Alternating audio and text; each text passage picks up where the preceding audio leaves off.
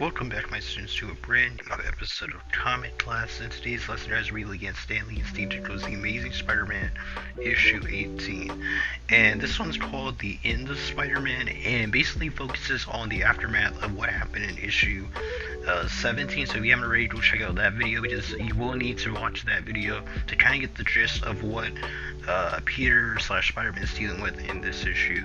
But with that being said, guys, I hope you guys enjoy the video, and yeah, without further ado, let's jump right into today's story. Let's go.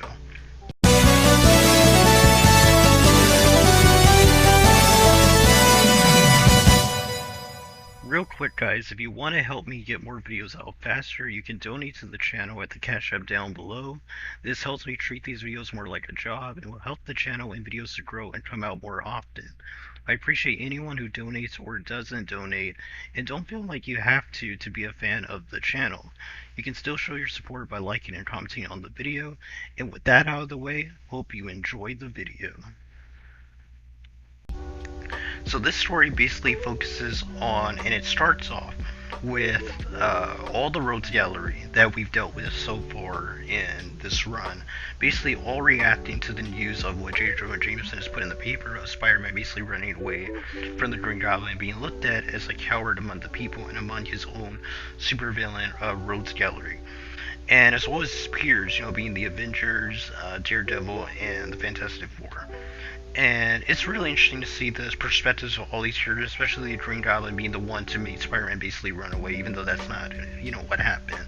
That's how he perceives it, without anyone knowing the true reason, being that Aunt May had gotten sick and had a heart attack and stuff like that, and that was supposed to die, basically, almost died. So we get to see that Peter basically is taking care of Aunt May, and this is taking, I guess, place over a couple of weeks.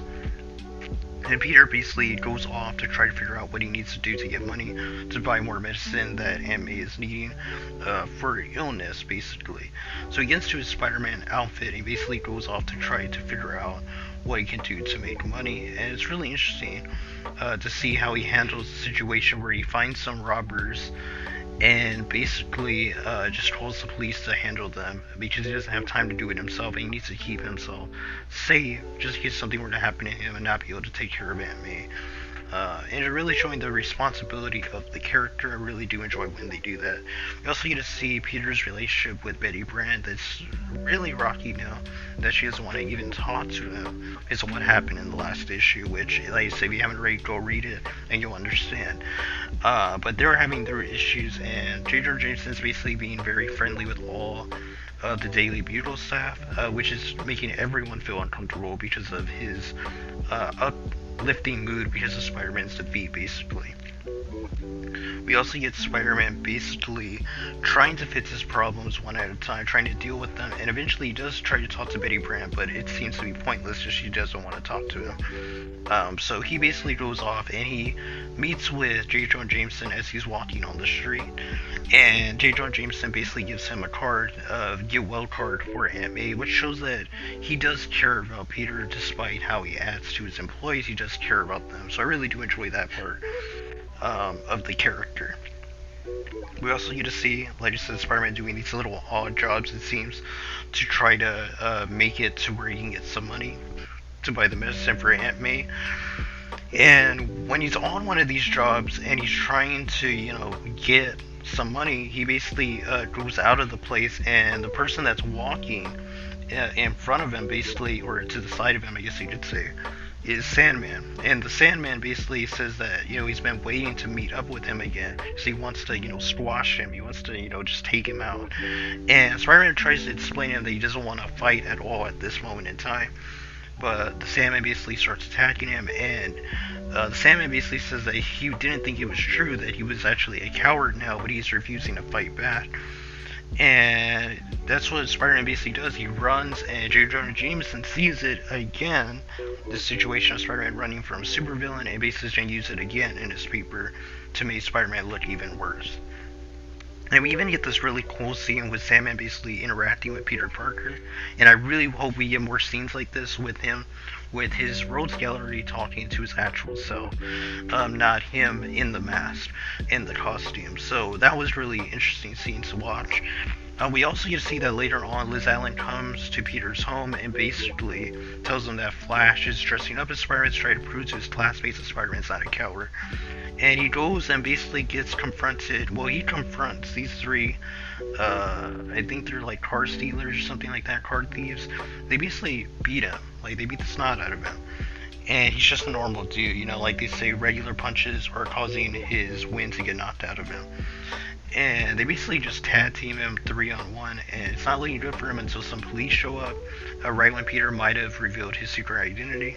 So it kind of worked out for Peter, but basically Flash was just told to not do something like this again by the police. And the next day, Peter tries to like console him and basically try to figure out why that he would do something like this and try to like compliment him.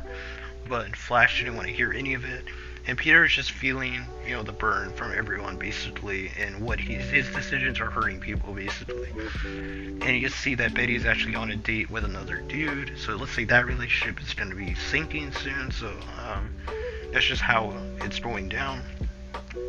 So nothing's looking good for Peter at this moment in time, but Peter basically goes home and he's ready to just give up on being Spider-Man. He's putting his outfit, you know, basically in a bag or something like that. And he's just very mad. He throws it in the trash can as well. But he goes to sleep, and the next morning when he wakes up, he sees that Aunt May is basically out of her wheelchair. He kind of freaks out, thinking that she might be overexerting herself. But Aunt May basically does a really good speech about how you have to keep going when bad things happen, and she's not going to allow this heart attack to make it to where she can't do nothing. And this gives Peter the confidence, as she says that the Parkers are tough people. They're going to get through these type of things. They're very tough people, as she said. This gives Peter the confidence he needs to go to his room and basically crumble the paper that J. Jonah Jameson had written, basically, or, you know, put bashing Spider-Man. And the issue ends with him basically grabbing the bag with his outfit in it, ripping it up, getting his outfit out and putting it on, and basically saying that he is going to continue being Spider-Man because he's not going to quit just because things are hard at this moment. So it was a kind of like fake out issue, making it seem like we might get a few issues of Spider-Man not being Spider-Man. Now I do know that there's an issue called Spider-Man No More that dives into, I think, a little bit of a story type arc, like story arc, where he's not Spider-Man. If we eventually get to that era, which is the John Romita era, which I am thinking I'm going to be covering after I finish the Stan Lee C. Ditko run. We'll see when we finish this run, if we're going to go down that path, but that'll be interesting to, you know, compare this to that, because that's not a fake out apparently. And we'll get to see what his life really is like when he actually does ditch the costume. But we'll talk about that when we get to that. And that's basically how the issue ends. And yeah, that was Stan Lee's Ditko's The Amazing Spider-Man issue 18, and called The End of Spider-Man. Titled The End of Spider-Man. And I really enjoyed it. I thought it was a really good conclusion to a lot of the plot points that were introduced in issue 17. And I think that it's definitely one that is going to go by really fast, because it really just deals with resolving a lot of those issues. And I want to see where the story is going to go from this point on, because they definitely are going to have to introduce new plot threads because of the whole Betty Brant and Peter situation that are probably going to be together anymore. So we'll see what the next love interest is going to be and stuff like that. But overall, I really enjoyed it. I had really good paneling, the dialogue was good, and the action was pretty interesting. It wasn't very action heavy, mainly the Sandman Spider-Man fight was really interesting, especially again when you look at what era this came out in. I thought the way it was drawn was nice, and the action is always nice when Steve Ditko was drawing. And I thought Stan Lee's writing was pretty good in this as well. But that's going to be all, guys. I really did enjoy the issue, like I said. And I'm hoping that the next few villains that we're going to get are going to be really interesting. I do know that we're going to be looking at, I think we're getting the Scorpion soon. I think Shocker's way later on. But I do know that we're going to get some more super villains in the next coming issues, and we also have a really cool story arc called If This Be My Destiny, I think, or something like that. That will be coming up soon. I'm going to be trying getting this Stan Lee Steve Ditko run, because I have read the entire run, so it's not like other videos where I have to read the stuff and then get the material. I've read all of this, so the only thing is recording the audio and getting the material done, is, you know, and then doing the editing.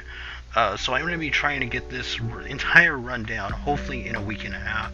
Just, pump out these videos and basically get this over with so that we can jump into other stories that might be more interesting, I guess you could say. It'll be new to me. I guess from my perspective, there'll be new stories for me because I read this material like maybe 2 years ago. So to me, this will be more interesting, jumping into the John Romita era. Like I said, I do love the Stan Lee Steve Ditko run. I think it's perfect, especially for the time it came out. But I am excited to jump into the John Romita stuff because it will be completely brand new to me, as I've never read that material.